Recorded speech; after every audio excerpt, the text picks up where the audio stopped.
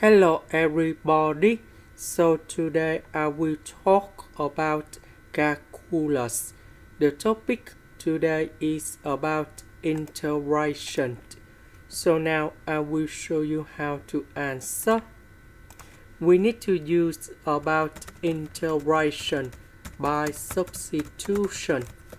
So I will put about u equal to s squared minus 1. Later that, we do first derivative for the both sides. First derivative of s squared, we have to ask this one that is about the constant. So you got 0.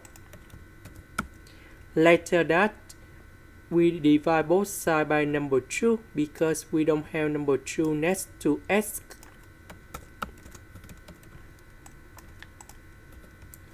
So this one we change by u.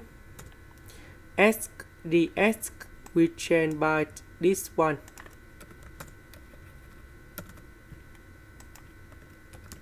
So the integration of this one, we have ln of the absolute value of u, and I will put about c. About u, that is about s squared minus 1. And here is the final answer. This is the end. Thank you for watching.